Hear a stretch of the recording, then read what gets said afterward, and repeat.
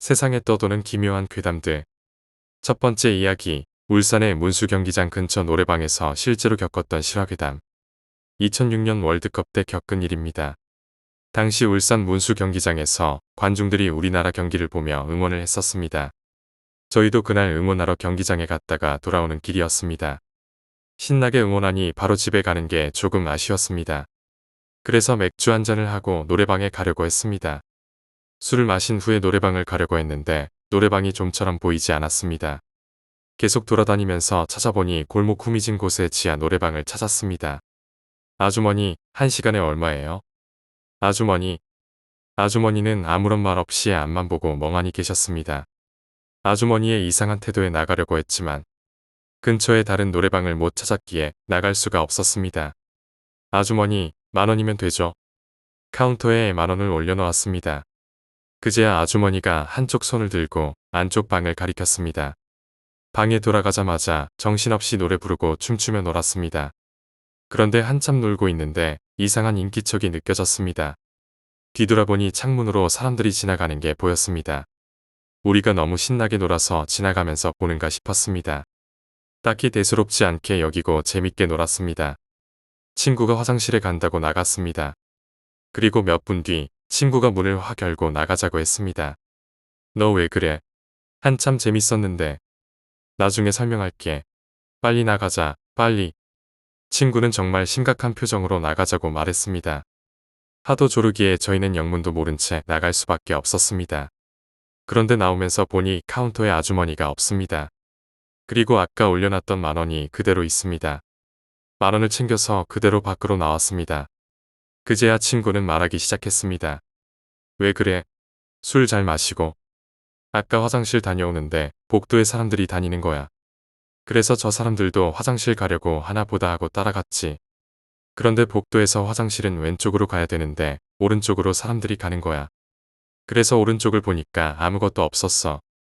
그냥 벽이었어. 그 많은 사람들이 벽에서 사라진 거야. 생각해보니 주위에 불 켜진 방은 저희가 있던 방밖에 없었습니다. 정말 이상한 일이지만 왜 이제야 알았을까요? 저희 모두 오싹해져서 헤어질 때까지 아무도 입을 열지 않았습니다. 뜬 소문에는 화재로 많은 사람이 죽었던 노래방이라고 합니다. 하지만 다음에 찾아보려고 해도 그 노래방을 찾을 수 없었습니다. 두 번째 이야기, 귀신이 곡할 노릇. 옛날 한 촌에 가난한 부부가 살았습니다. 부부는 자식이 없어 항상 쓸쓸하게 지내며 함께 열심히 정성을 들였습니다. 어느 날 삼신산에서 그 부인이 빌다가 잠깐 잠이 들었습니다. 그런데 한 노인이 나타나 너의 정성이 지극하니 애를 낳게 해주겠다. 내가 돌아가는 길에 산삼이 한 뿌리 있을 터이니 그것을 캐어 먹으면 자식을 갖게 될 것이다. 이렇게 이르고는 사라졌습니다. 부인이 깜짝 놀라 깨어보니 꿈이었습니다. 그래서 꿈에 가르쳐준 곳으로 가보니 과연 산삼이 있었습니다. 그것을 캐어가지고 집으로 와 남편에게 꿈 이야기를 한 후 산삼을 다려 먹었습니다. 그랬더니 정말로 태기가 있어서 옥동자를 얻게 되니 부부는 웃음 속에서 세월 가는 줄 모르고 살아갔습니다. 이 애가 자라 7, 8살이 되었기에 공부를 시키려고 서당으로 보냈습니다. 그런데 하라는 공부는 하지 않고 활을 만들어 사냥만 다녀. 항상 부모에게나 선생에게 종아리를 맞기 일쑤였으나 여전히 공부는 안 했습니다. 제 나이 17, 18살이 되어도 제 이름자 하나 똑똑히 쓰지 못했습니다.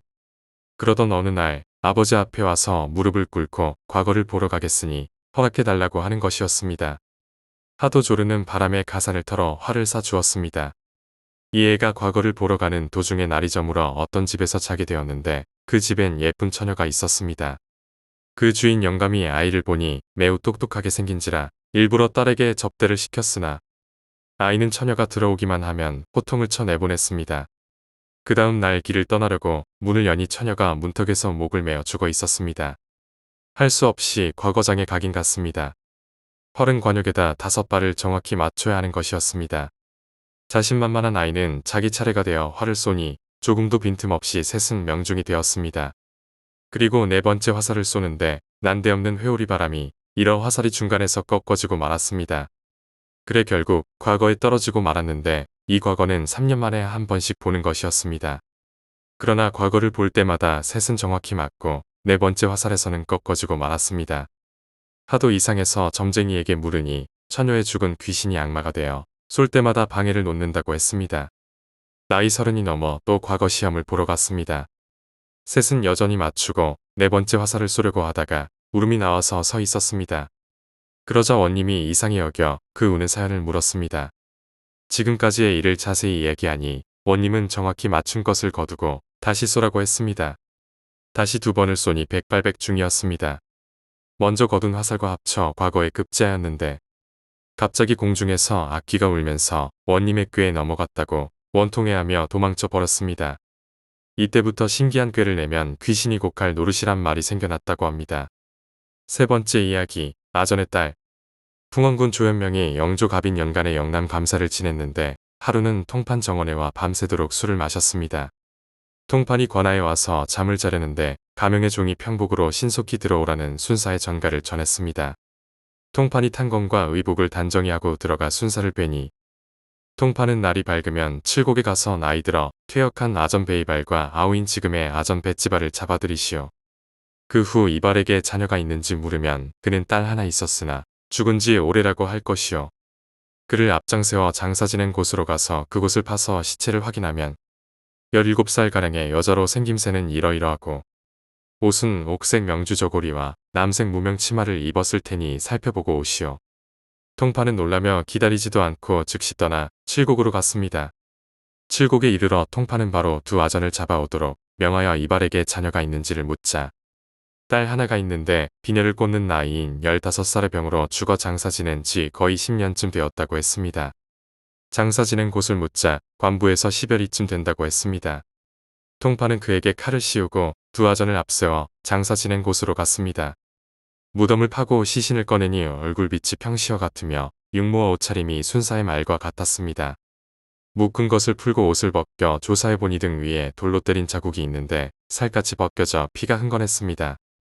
이에 이발 형제와 부부를 형리에게 맡겨 가명의 옥으로 보내도록 하고는 빨리 순사에게 가 일을 알렸습니다.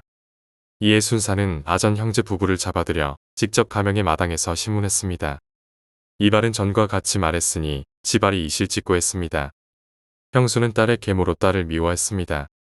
제가 형수와 함께 모의하여 조카가 행실이 나쁘다는 소문을 내서 형님이 죽이게 하려고 했으나 형님이 참아하지 못해 제가 형님이 외출한 틈을 타 형수와 함께 돌로 쳐 죽였습니다.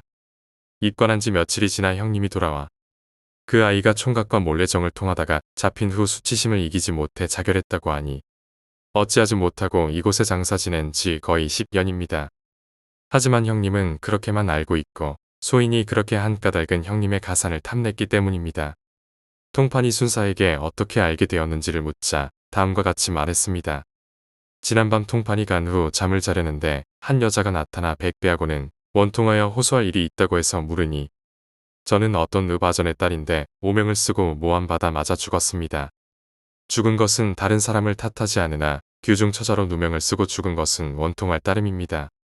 매번 순사께 신원을 하소연했지만 순사의 기백이 온전하지 못해 억울함을 하소연하기 어려웠는데 근본의 공은 기백이 남달라 감히 원통함을 호소하니 신원해 주시옵소서 하였습니다. 내가 흔쾌히 허락하니 그 여자는 문을 나가 사라졌습니다. 그래서 마음으로 은근히 의아해하여 통판에게 검시를 청했을 뿐입니다. 네 번째 이야기, 귀가. 수십 년 전에 대보에 살 때 얘기야. 그 당시 진짜 부자라도 차가 잘 없었어. 우리 동네부터 9만 1동, 9만 2동, 9만 3동 다 합쳐도 차가 하나도 없었거든. 근데 방앗간 하는 사람이 방아를 찌러 놓으면 곡식이 많으니까 팔고 또 실오고 해야 되니까 트럭이 하나 있었어. 그 트럭이 대보 장기라고 하는 데서 짐을 싣고 늦게 밤에 돌아온 거야. 먼 길 오고 있는데 하얀 소복을 입은 여자가 차를 좀 태워달라고 손을 들었대. 트럭 아저씨는 교회 집사님이셨대. 차를 세워서 여자에게 어디 가는지 물었대. 그 여자가 구릉포 조금 못 미쳐가면 무슨 동이 있는데 그 고개에 내려달라고 했대. 그래서 운전대 옆에 태운 거야. 그렇게 가다가 자기가 말한 근처에 내려달라고 해서 내려줬대. 내려주니까 그 집으로 쏙 들어갔대.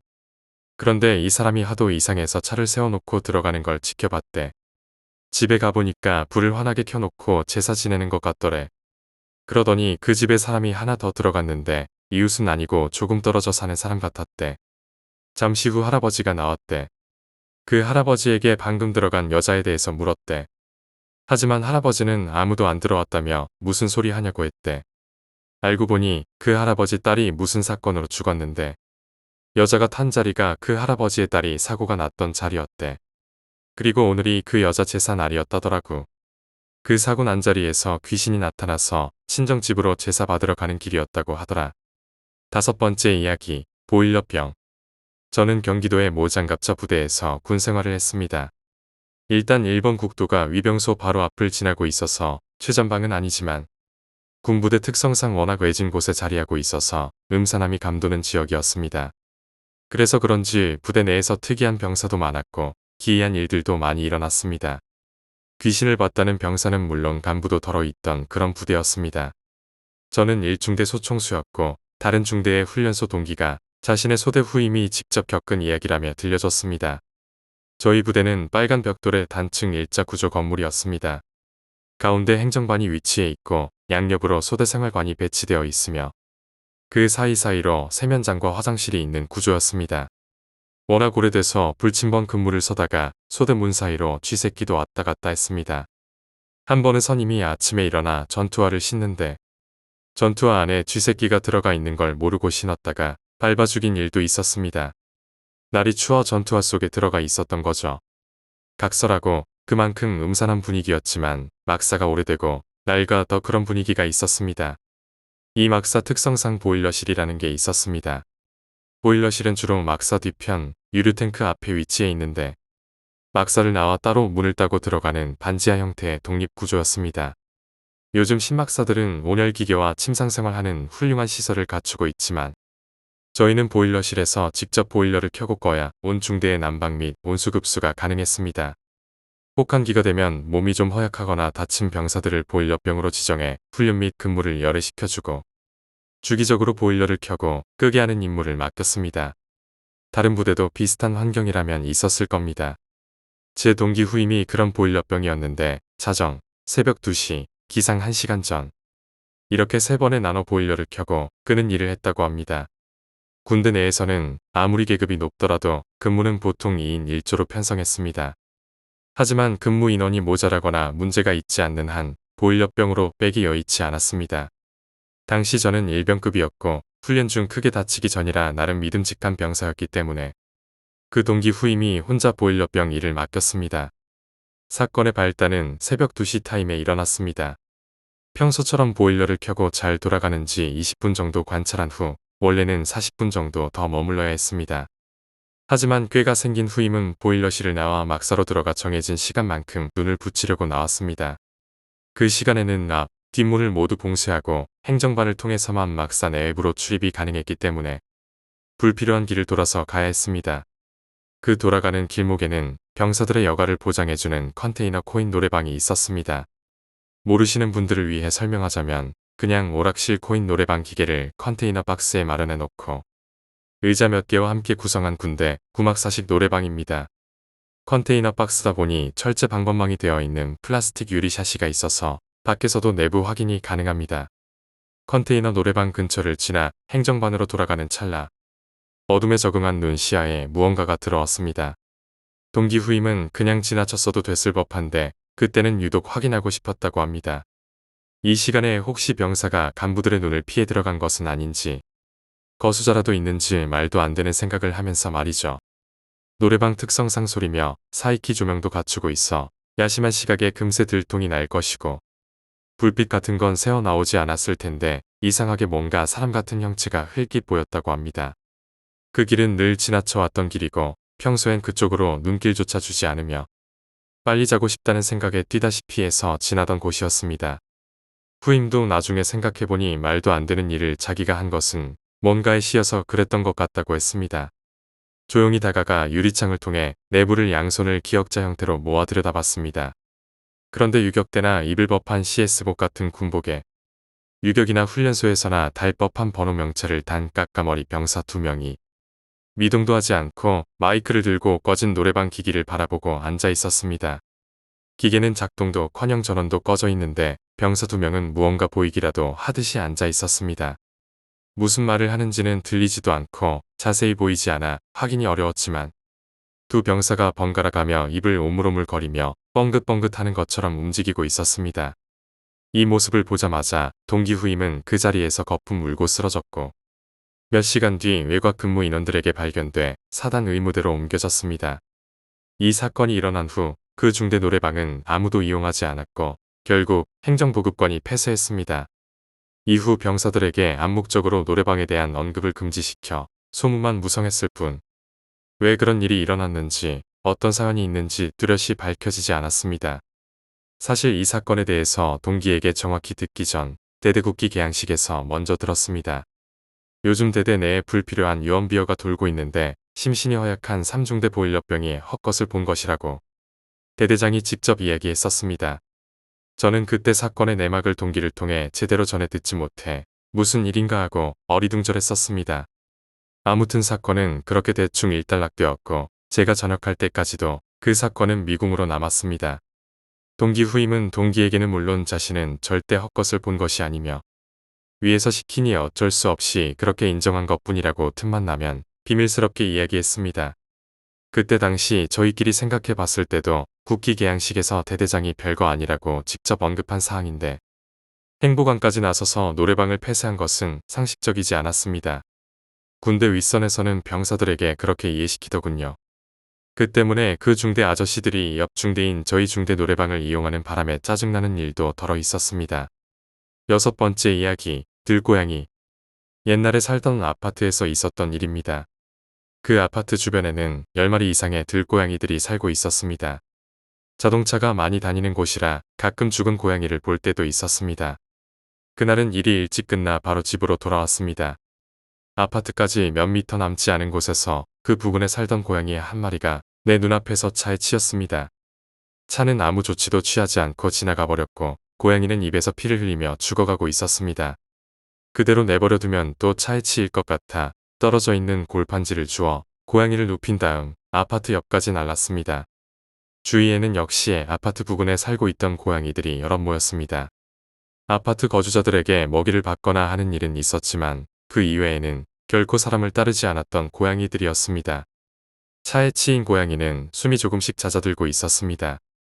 어쩔 수 없는 건가 싶어 일어나서 자리를 비켜주자 모여든 고양이들이 한 줄로 서서 한 마리씩 그 죽어가는 고양이에게 이별을 말하는 듯 핥아주기 시작했습니다. 차례로 한 마리씩 동료를 핥는 모습은 인간의 장례식에서 볼 수 있는 분향과 같은 느낌을 주었습니다. 저는 고양이가 무엇인가를 위해 나란히 줄을 서서 기다리는 것은 처음 보는 광경이었습니다. 사람과 마찬가지로 고양이도 동료의 죽음을 슬퍼하는구나 하는 것을 확실히 느꼈습니다. 기다리던 모든 고양이가 마지막으로 앓고 사라진 다음 차에 치인 고양이도 완전히 숨을 거두었습니다. 고양이도 순서를 기다리는구나, 동료의 죽음을 이해하고 있구나 하고 감탄했습니다. 그 광경을 볼 때는 전혀 위화감을 느끼지 못했지만 그날 밤 돌아온 남편에게 그 이야기를 했더니 고양이가 그런 일을 할 리가 없잖아라며 처음에는 전혀 믿어주지 않았습니다. 저 역시 생각해보니 상당히 이상한 사건이었다고 회상하게 됩니다. 동물은 말을 할 수는 없지만 인간이 생각하지 못하는 것을 통하고 감정 역시 가지고 있다는 것을 알게 된 소중한 사건이었습니다. 7번째 이야기, 일본의 군부대 괴담. 저희대에 입대해서 복무하고 있는 친구가 나에게 말해준 슬픈 이야기입니다. 그는 이전에 N년에 있는 부대에서 근무하면서 산악특수부대에 소속되어 있었다고 합니다. 이 이야기는 그의 상관인 A씨에게 일어난 일이었습니다. 10여 년 전 어느 저녁 부근의 산중에 비행기가 추락하는 큰 사고가 발생했습니다. 산간에서 일어난 사고였기 때문에 A씨의 부대에도 즉각 구조 명령이 발령되었습니다. 그렇지만 길조차 없는 산중이었기 때문에 사고 현장의 정확한 위치조차 파악하지 못한 채 출동하게 되었습니다. 결국 그들이 현장에 도착한 것은 사고가 발생한 후 반나절이나 지난 다음 날 아침이었습니다. 그들의 필사적인 구출 작업에도 불구하고 사고의 생존자는 거의 없었습니다. 사고 처리를 대충 끝내고 그가 부대로 돌아올 수 있었던 것은 사고가 일어나고 일주일이나 지난 뒤였습니다. 기분 나쁜 일은 빨리 잊어야지. 그리 기분이 좋지 않은 임무를 끝낸 그는 부대에 복귀하자마자 부하들을 데리고 단골 술집으로 갔습니다. 그들은 각자 안쪽에 박스석에 앉아 술을 마시기 시작했습니다. 오랜만에 몸에 들어온 알코올과 임무 종료의 해방감으로 인해 그들이 술에 취하는 데는 그리 오랜 시간이 걸리지 않았습니다. 잠시 후 A씨는 자신의 옆에 아무도 앉지 않는다는 것을 알아차렸습니다. 술집의 여자아이들은 쉴 새 없이 자리를 오가며 부하들의 접객을 하고 있었습니다. 그러나 그중 단 한 명도 그의 곁에는 오지 않았습니다. 나도 이젠 아저씨인가. 여자아이들은 역시 나이 많은 사람은 좋아하지 않겠지. 조금 쓸쓸한 생각으로 그는 오른쪽으로 고개를 돌려 평소 친하게 지내던 가게의 마담을 바라보았습니다. A씨, 정말 귀엽네. 그와 눈이 마주친 마담은 한껏 미소를 띄우며 그렇게 말했습니다. 귀여워. 내가 귀엽다는 소리를 들어 묘한 기분이 된 그는 당황해서 왼쪽 옆으로 시선을 돌렸습니다. 아무도 앉아있지 않은 왼쪽 옆의 테이블 위에는 언제부터 있었는지 모를 오렌지 주스가 들어있는 잔이 하나 있었습니다. 그날로부터 그의 주변에 기묘한 일이 일어나기 시작했습니다. 혼자 식당이나 찻집에 들어가면 반드시 잔이 2개씩 앞에 놓였습니다. 또 아무리 붐비는 열차나 버스 안에서도 그의 왼쪽 옆자리는 비어있는 채 아무도 앉지 않았습니다. 게다가 결정적으로 어머 귀엽네요라고 알지도 못하는 사람들이 말을 걸어왔습니다. 이런 일이 계속되자 부하들에게 귀신 같은 사람이라 불리던 그도 머리를 싸매고 고민하기 시작했습니다. 어느 날 그는 부하에게 자신의 주변에 일어나고 있는 기묘한 일들을 이야기하고 이 일에 대해 알고 있는 것이 있는지 따져 물었습니다. 그러자 부하는 말하기 어려운 듯 조심스럽게 말했습니다. 어디까지나 소문입니다만 최근 A씨의 옆에 작은 여자아이가 함께 다니는 것을 동료들이 여러 번 목격했다고 합니다. 작은 여자아이? 네, 부대 안에서도 밖에서도 계속 A씨의 곁을 떠나지 않고 따라다니고 있다고 합니다. A씨의 등에 소름이 쫙 끼쳤습니다. 최근이라니 도대체 언제부터였지? 제가 직접 본 것은 아닙니다만 아마 사고 처리를 끝내고 돌아온 다음 그런 소문이 돌기 시작한 것 같습니다. 그때 A씨는 여기저기 흩어져 있는 잔해 속에서 안아 올렸던 작은 사체를 기억해냈습니다. 그 후 A씨는 가까운 절에 가 소녀의 영혼을 극진하게 공양했습니다. 이후 다시는 그의 주변에 소녀는 나타나지 않았다고 합니다. 8번째 이야기, 대부도. 인문계 고등학교를 다녔지만 공부를 포기한 저는 직업학교로 가기로 마음먹고 대부도에 있는 직업학교로 갔습니다. 대부도는 4개의 섬을 길로 연결한 곳입니다. 다니신 분들은 아실 겁니다. 일요일에 기숙사에 들어가서 금요일 오후에 집으로 갈 수 있습니다. 그곳에는 작은 민가 2채만 있었고 슈퍼나 구멍가게조차 없었습니다. 앞에는 바닷가, 뒤에는 산만 보이는 형태로 학교 하나만 덩그러니 있었습니다. 학교 안에는 총 5층짜리 기숙사 건물이 있었고 지하 1층은 여학생 기숙사, 나머지는 남학생 기숙사였습니다. 제가 생활하던 층은 4층으로 전자과 학생들이 전부 4층에 있었습니다. 생활관에 입교식을 마치고 일주일의 생활을 하고 난 뒤 집으로 가는 형식의 교육이었습니다. 그때 당시엔 핸드폰이 아닌 삐삐가 유일한 통신수단이었고 공중전화에 줄을 서서 기다려야 하는 시절이었습니다. 선부도라는 영화도 있죠. 예전 일제시대 때 깡패나 정치범, 종교인들을 가두는 곳이었습니다. 그곳은 수용 인원이 2,000명이 넘었고 모든 양식을 섬 안에서 만들어 먹었다고 합니다. 선부도는 일본인들 사이에서도 악명이 높았답니다. 고문과 사형으로 말이죠. 지금 선부도에 있는 경기도립 직업전문학교가 바로 그곳입니다. 지하 1층은 여학생들의 기숙사인데 그 아래로 또 지하가 있습니다. 내려가는 문은 건장한 청년의 팔뚝만한 쇠사슬과 철문으로 막혀 있었습니다. 제가 다닐 적에 저는 3기였습니다. 그래서 그곳을 아는 사람도 드물었죠. 마을 사람들도 모를 정도였습니다. 수용소가 세상에 알려지게 된 건 한 선교사가 가까스로 탈출에 성공해서입니다. 탈출해서 보니 일제시대가 훨씬 지난 시대였습니다. 그래서 세상에 알려지면서 지금의 대부도가 형성된 겁니다. 이제부터 제 경험담을 들려드리겠습니다. 생활관은 중앙에 계단이 있고 중앙 계단 바로 양옆으로 화장실이 있었습니다. 화장실 맞은편엔 바둑이나 TV를 보는 휴게실이 있었습니다. 하루 일과를 마치면 군대와 동일하게 점호 청소도 하고 취침 점호도 받았습니다. 점호가 끝나면 모여서 담배를 피웠죠. 물론 화장실에서요. 화장실 설명을 해드리겠습니다. 문을 열고 들어가면 반대쪽에 창문이 보입니다. 문 바로 옆 좌측에 소변기 4개가 있고 우측엔 세면대가 있습니다. 양옆 뒤로는 대변기가 있습니다. 우측엔 3개, 좌측엔 2개, 그리고 창문은 이 양쪽 대변기 하나씩 걸쳐 있는 형태입니다. 그날도 어김없이 점호가 끝나자마자 20명 이상이 화장실로 들어갔습니다. 화장실이 좁아 문을 다 열고 중앙과 세면대 등에서 수다 떨며 담배를 피웠습니다. 대변기 칸 문은 모두 열려 있었고 그 안에서 담배를 피워도 바닥과 대변기 칸의 높이가 커서 사람 발이 정확하게 보였습니다. 사감이 떴다는 소리에 모두 담배를 피벼 끄고 밖으로 나갔습니다.